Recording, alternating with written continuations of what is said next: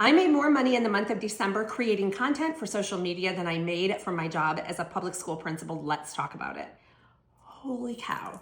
Just saying that gives me hives. I have no idea if I'm really gonna post this. I have to tell you, talking about this gives me so much anxiety. I wanna get 3 things out of the way. I'm not sharing it to brag. This makes me so uncomfortable. I do know a lot of people who are aspiring to become content creators, and I wanna use this to motivate them. Number 2, I don't have a course or a guide I'm trying to sell you. I don't have time to create a course, don't have one, sorry. And number 3, I love my regular hustle. I am not trying to leave my full-time job. I absolutely love it. Your girl's over 50, she needs benefits and retirement. So I'm not looking to make content creation a full-time gig. But what I do wanna share is as a part-time content creator, this can turn into a pretty lucrative gig. So as you're looking to the new year, 2026 is coming, maybe you're thinking about jumping into that pool and getting started. I thought it might be helpful to share some tips. So here's my first piece of advice. 1, I know you hear it all the time, just post the content. Here's why. You need to get out there and start creating a presence so people know who you are. That is really important. But also, you only get good at creating content by creating content. When I first started, the content I created was terrible. When I look back at old videos, the cuts, the angles, the lighting, it was awful. I'm almost good now. I'm a lot better than I was. I'm nowhere near great. So people whose content I just love, Kristen Sellington, Kat Ben, when I watch their videos, it stops me in my tracks. Their content, their editing is that great. And that's what I aspire to do. But only through the process of creating content, of making videos, editing them, trying different techniques, trying different styles, do you get better at it. So if you never post videos, if you never go through that process, you don't have an opportunity to get better. So if you're never creating and editing videos, you're not developing a skill to create and edit good videos. It takes practice, just like anything else. You don't step on the ball field and hit that home run the first time. You don't suddenly get the tripod, put your camera in, hit record, and have a great video. It takes practice. Let's also talk about the 300 view jail. Hey, on Instagram, I am still in 300 view jail over there, and I've been on Instagram since 2015. The only thing I can tell you is to keep posting, and eventually you climb out of that. Yes, the people at work are gonna see you. Yes, your neighbor's going to see you. For me, yes, the students found me. People are gonna see you. You just have to get past that. Building the community. It is true what they say. You don't mind strangers watching your content, but the people you know, that's when you're gonna cringe. And I still cringe. I'm a little fortunate being over 50 because my siblings aren't on TikTok. A lot of people I went to high school with aren't on TikTok. But my nieces, nephews, my kids, my daughter will tell me that the people she works with follow me on TikTok. It's a weird world. You just have to get past it. And while it's weird, I finally just had to say to myself, they're following for a reason. I may as well keep producing content. Here's my second tip, prepare for pivots. And I'm gonna tell you, I had to take 2 major pivots this year. 1, not by my choice. Well, neither were really by my choice. If you followed me as I started out, if you're an OG, I used to do a day in the life of a middle school principal, and I actually recorded myself at work. So you saw me all day at the copier machine, in the hallways, doing the morning announcements. You saw me doing that at work. And I did that for about 14 months. New district policy in March, school employees cannot record in school buildings and post to personal social media accounts. I didn't know what to do. For 3 weeks, I was sort of in this frozen feeling of what do I do now? That's all I know to create and post. I had to completely pivot. If you'd have told me a year ago that I would be coming on camera with no makeup on, showing how I put on my makeup in the morning or with my hair and a towel wet, I would have said you were crazy. When I no longer had the thing I was comfortable with and been posting for so long, I had to pivot. I had to figure out how to make something work.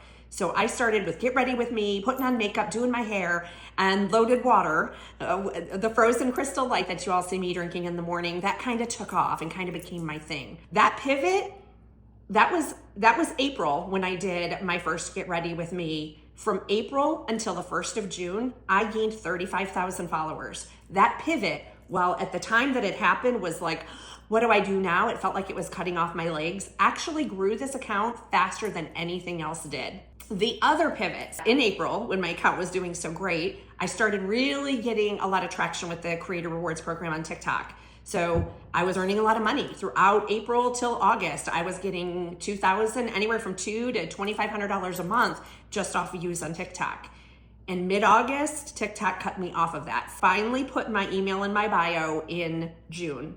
And brands immediately started reaching out to me for brand collaborations, but I was so overwhelmed. I don't get summers off as a principal, so I was still working. So I was really just focused on, because I was making good money off of the creator reward program with TikTok, I was just so focused on creating TikTok videos, and that was it. I wasn't responding to the brands. There were a lot of brand deals that I just let go because I was just overwhelmed. I didn't know anything about how to do contracts.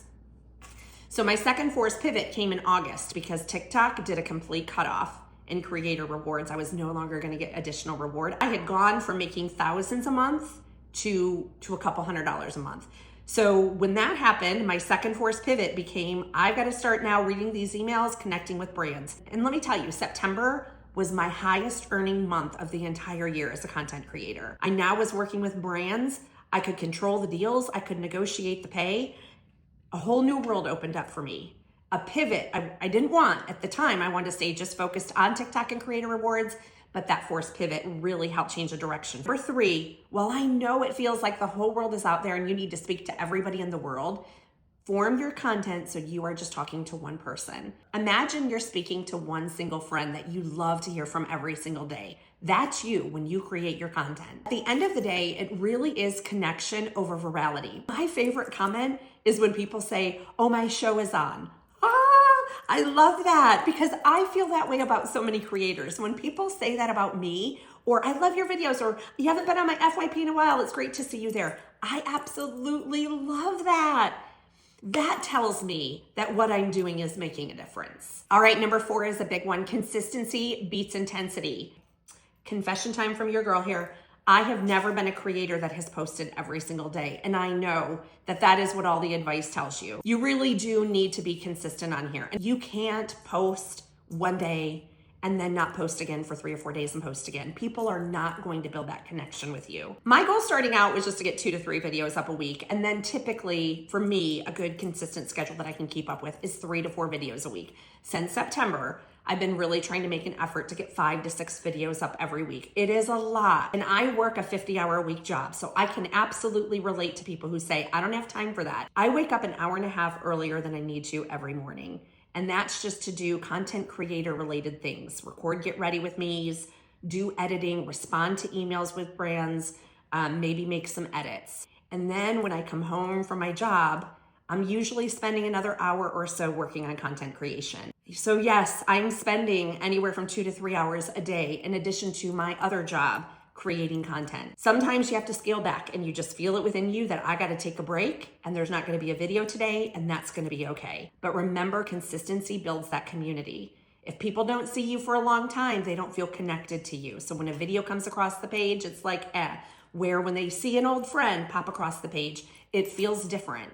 You really have to aim to be consistent if you're going to do this. And number 5, I'm going to tell you to engage to grow. You're building a community that wants to feel like they're a part of your life.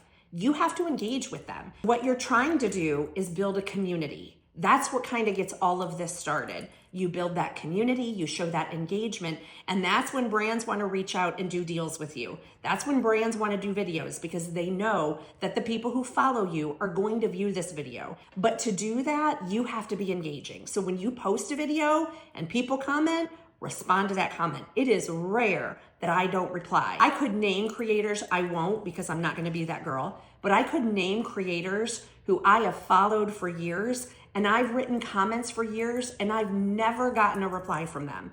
It sucks a little bit. It does make me less likely to comment in the future. Brands reach out to people they want to work with because they see you have a community that engages with you and you engage with them. And if I could leave you with one tip, so even if you're not a content creator, if you're not someone looking to create content, remember this. Content creators are putting themselves out there. Whatever their niche is, whatever they're talking about, content creation is not easy because the very first hurdle you have is to put yourself out there. And anytime you put yourself out there, it is risk. Trust me when I tell you, I have been criticized for everything about me. If I can be successful creating content, I'm overweight and over 50, you can be successful creating content. If you have any questions, drop them below. Let's connect on that. I don't know that I'm going to continue this in any way. I just know it's New Year's. I know a few people have reached out to me and asked some questions about how I got started and thought it might be helpful to share some tips. So anyway, Happy New Year, happy 2026.